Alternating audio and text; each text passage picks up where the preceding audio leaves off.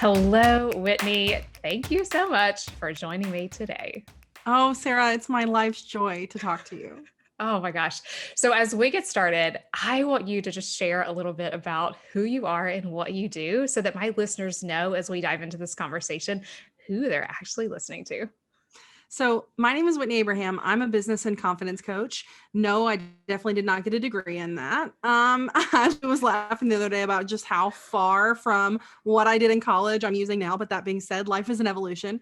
So, I work with Right. women to help them build their business on the internet. And the reason why confidence plays into that is because so many women feel out of their depth, like they are not qualified, not capable, and they're really timid when it comes to going after their dreams. And my argument is, if we can help women become the most confident version of themselves, there's just not a thing they can't do. So I work with women to help them make money on the internet, to build their businesses, and confidence is a humongous part of that. Oh my gosh. And I love that you like bring that up because I think a lot of us even struggle identifying what is confidence. So, if you could give that a definition, like where does that fall for you? Trust. It's trust that you have not let yourself down yet, and you will figure out how to do this next thing that you're facing. If you constantly put yourself into a circumstance where you're doubting your ability to figure it out, you are breeding distrust with yourself. Mm. But when have you ever, you, Sarah, or anyone listening, when have you ever let yourself down so bad that there wasn't a next right move? Oh my gosh, I like that just like burns inside of me because I feel that so much. And knowing that that's what we need to continue to strive for and that's what we want to continue to work for. But why is it that so many people and so many of your clients too struggle with confidence? Well, I think we're in a day and in an age where access to things comes freely and almost like at a water boarded level. And so they frequently leap, which is really cool. They leap, they go after things they want. And then when they do that, they realize, I am wholly out of my league here. I don't have the Mm. knowledge. I don't have the skill set. I don't have the mindset, whatever that thing is that I need to be successful in this new endeavor that I just jumped into because the internet made me feel like I could learn to do it. Right. Yeah. They really do feel like they're behind the eight ball, and couple that with the fact that we see what everyone's doing today. We have such access into everyone else's lives. So not only are they feeling this anxiety of being ill-equipped, but they're also watching other people who seem like they have it together. And that really doubles down in making them feel a lack of confidence in their business. Yeah. Gosh, and you actually just said something too when you were talking about that. It's like the mindset of it. Mm. What is some of like the work that we can do with our mindset to really help us achieve that next level of confidence? So I always say there's a confidence formula, basically, and it's three equal parts. They're all important. You can't skip one. If you skip one, you're never going to get where you want to go.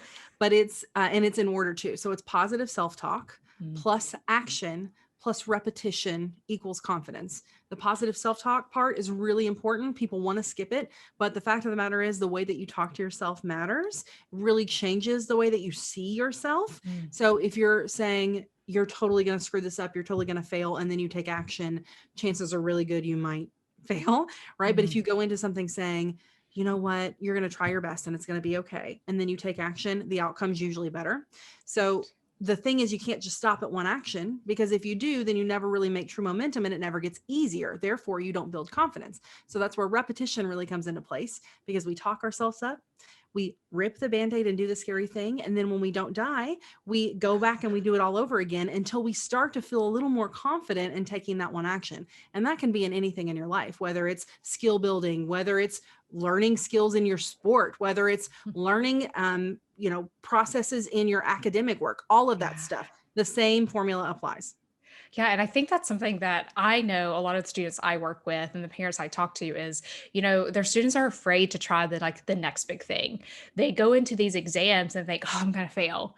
And, that is not positive self-talk. Like that's taking it to a whole nother extreme. So what are some examples of some great positive self-talk that we can really work on? And I'm putting myself in that category because I love hearing you talk about all these things that we Mm. can really do daily to make sure we're striving for that next level of confidence.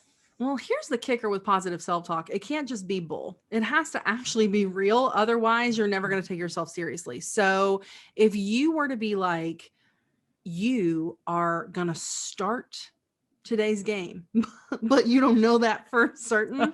That's like a dreaming affirmation. And I love that. Like, let's call that into existence by all means, but it doesn't help build our confidence. What's Right. something that you know to be true about yourself that you can reinforce? So here's a really good example.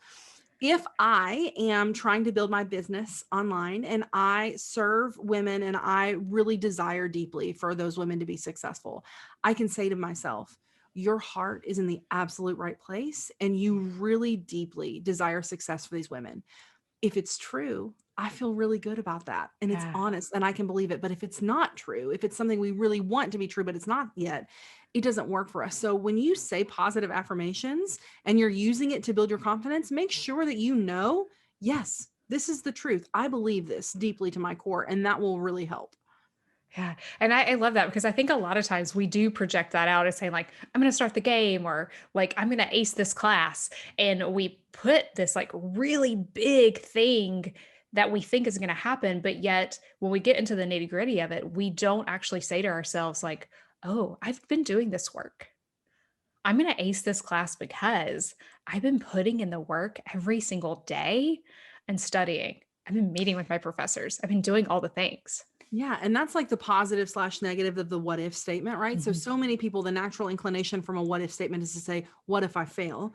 But the really easy switch here is, I have been working so hard. What if it pays off? Oh, yes. I love that.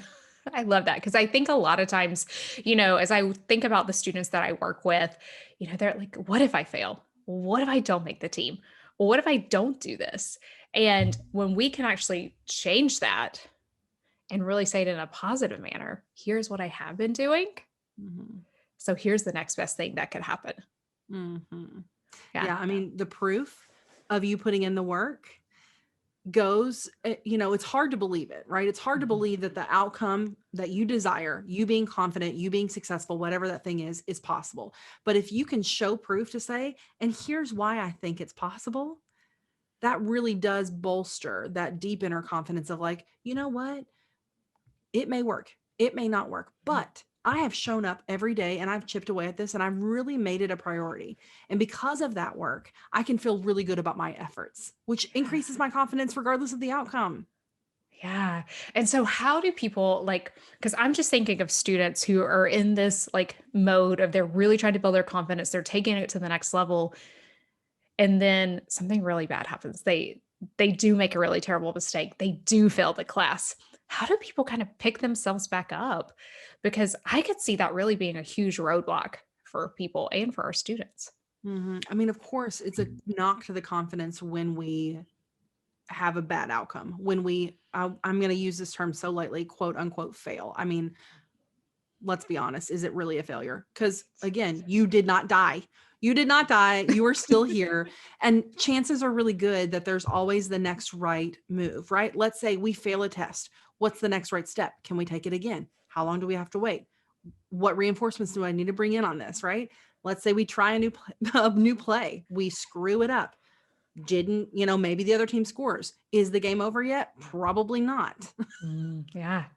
Yeah, and I think that's so powerful because, a lot of times we think whatever, and I'm going to say quote unquote failure that happens because we know like is you're saying like is it not it's not really failure. Because we can always learn something from those moments when things just don't go our way. And that's a very simple mindset shift. Instead of Mhm. thinking about things as like a win or a loss, Oh. start thinking about things as like the lesson that I learned. Mm. Because we take those lessons and we apply them to the rest of our life, right? So it's never a loss if we learned. Yeah. I mean, and I just love that because I think a lot of times we get caught up in the negative space and thinking like, oh gosh, all these bad things happen, all these things, but we don't really want to look past that to say, here are actually the positives. Here's what I can take and grow from them. And maybe we have unrealistic expectations about how quickly we get to that place. I think it's okay for you to be like, man, I'm disappointed. That didn't go Mm. the way I wanted it to go. That's okay. I don't want you to just like skip that part of the process. I think that part's actually extremely valuable in bolstering your confidence because when you allow yourself to feel the disappointment, then you can finally get to that place of clarity in the aftermath and you say, okay, that stunk. That did not go the way I wanted it to go. But I have the opportunity to show up and try again. And you can then start to rebuild from that place. So ignoring and pretending that you don't feel what you feel is sort of a cocktail for disaster when it comes to trying to overcome. Yeah, like, sit for it a second and, Mm, like, have the feelings, mhm. but then really look at it and say, "Oh, man, here's what I did learn. Here's And how I I got try better." I'm not even gonna act like I don't gamify the rebound part process because I do for sure. When I fail forward, I'm like, "You've got a day. You've got a day, and that's it." Or if it's like something small, I'll be like, "You have 10 minutes." And then I'll be like, Yeah. wallowing for 10, and then I'm like, "Okay, where was the lesson? Where was the positive?" And like force myself into forward momentum, into recognizing the positive outcome in all of that. And I love that you actually kind of say, like, here's the time frame that I'm gonna, like, allow myself to sit in the negative or allow myself to sit in the disappointment. Because I think a lot of times as student athletes, like, we may lose a really big game or we may have a really bad practice. And sometimes we need to sit in that moment. But the thing about it is the next practice is like 24 hours away. So we have got to really take a shift of what does this look like? Yeah, and I mean, fundamentally, this comes down to, do you want to be the victim of circumstance in your life, or do you want to be the hero? And Mm. all of you all that are going after scholarships, trying to play, on a field that's bigger than the Pee Wee one that I would be playing on, right? Yeah. Like, if you're trying to do the thing, you don't get to be a victim. Oh, man. That's so powerful in itself because I think a lot of times we take that on and say like, "Oh, this happened to me. This was the moment that it really got me down." But if we take that shift and say, "No, I'm gonna be the hero in this. This is yes, we lost. It was terrible, but tomorrow at practice, here's how I'm gonna start to learn again."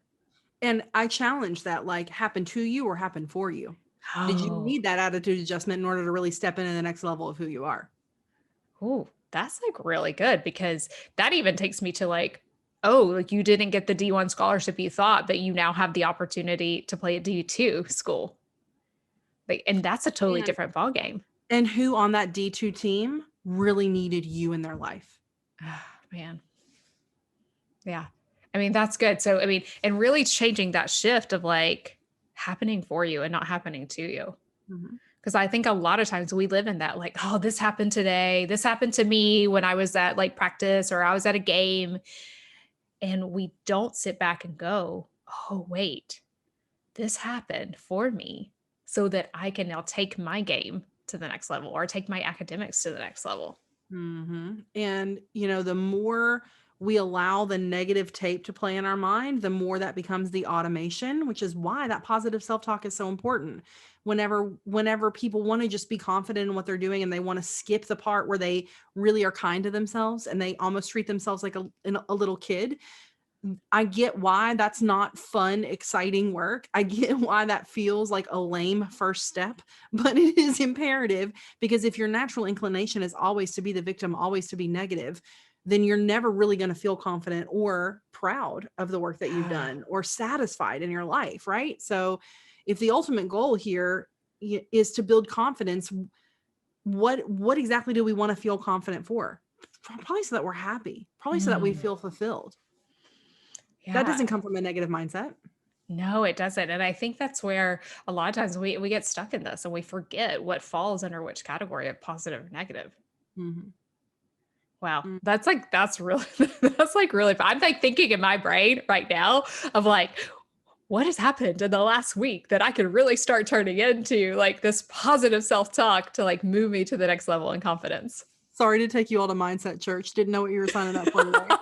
I love it. I love it because I think it's so important when, especially now students are faced every single day, things Mhm. coming at them because social media plays such a big role in everything they're doing that negative mindset can hit you at every single turn. And I gotta say, I feel for the kids today because I was on the last wave of being in school before social media. Like literally, Facebook came out when I went to college. Same. And Yeah. so, yeah, so like I didn't have the added pressure of everyone watching every move I made. And so today, these kids not only have all the same pressures that we had about succeeding academically, athletically, getting into great colleges, getting scholarships, all those things, they still have all of that, but they also have an audience, which is really difficult. So I feel for young kids today, and I recognize that that's an added hurdle that they have to navigate in order to maintain confidence right now. And so as we think about that, you know, with social media, how can students who like they have their goal on that athletic scholarship, they have their goal on even going to a prestigious university, how can they keep their confidence in check with all these things coming at them from social media? This is going to be a not popular I know. response. It's called it's blinders. You moderate. Yeah. You don't and great news, young kids are busy, so they don't really have a ton of time to be on social. But if you find yourself feeling like you're comparing yourself to your, other teammates because you're watching what they're doing on social, if you find yourself mentally putting yourself down and engaging in negative self-talk, and that's happening after you've been consuming social media, then we have to set some really good boundaries around that. And I get that Mm. that's like the really lame aunt thing to say, like I know. womp womp. But quite frankly, our exposure, that we were not made like this as people. Our environment is evolving way faster than we as a species are evolving. We're not emotionally equipped to handle this amount of exposure. Ah, and that's so good because I do think, you know, having those blinders, it always reminds me of like a track race or a swim race when you are like, you are head first. This is where I'm going. You're Mhm. not looking left and right. Like your eye is on the finish line. And I almost believe that students nowadays have to really put that on and say, okay, I'm blocking these people, I'm unfollowing these people because this is my goal and this is where I'm going. My literal favorite athletics meme of all time is Michael Phelps swimming in his lane head forward, and the guy next to him just watching Michael Phelps. Mhm. Same. It's my literal favorite. Stay in your lane. Don't you be worried about what other people are doing. Don't you be looking left and right. Your eye is on the prize. Yeah. Oh, that I love that one too because it gives such a good visual on where you're going and what you need to do. And as I think about it, you know, Michael Phelps in that moment, I'm speaking for him. So if this is not true, sorry, but like he had that confidence at the finish line. Like he Yeah. was moving in that direction. His eye was on the finish line, and the other guy's eye was on the competition. And when Yeah. you take your eye off the goal and you put it on the competition, you're not going to win. Yeah. Ugh. And that's like so, so powerful in thinking about like having a winning attitude and that like having that coupled with building that confidence and really seeing that come to light. Mhm. Wow. Okay. So when I know that you have had the opportunity to cheer on tons of women in your space. So as we think about it, because the podcast is called Confessions from the Sidelines, what is your favorite memory of standing on the sidelines and cheering people on? Gosh, I am really fortunate that every day, I feel like my life is on the sidelines. Like, call me a business coach, call me a confidence coach if you want, but really, I'm a glorified cheerleader because I'm over Love here. it. Like, I'm over here clapping and hollering and shouting every single day. And when I have women that come to me in the beginning of our time together and they feel insecure and they feel like they're out of their league, out of their depths, and we do the work to build that confidence and they build something they're proud of. And then they go and they put it out in the world and the world says, "Oh, what a great resource." And I get to be the one that's like the proud mom on the Yes. sidelines, like hollering saying, "I knew you could do it. I knew they'd love it," right? It is the best feeling in the world. And I would tell each and every one of you people listening too that find something that gets you out of bed each and every day that's not just about you, and Mhm. you'll never live a single day of your life without purpose. Ah, but I love that so much. And thank you so much for joining us today and walking us through a little mindset training and building our confidence. I know personally for me, it was exactly what I needed today. So It's thank my you. joy, and thank you so much for having me, and I'm wishing all of you young kiddos the fortitude to know just what you're capable of and the willingness to go after it and get it. Oh, I love that so much.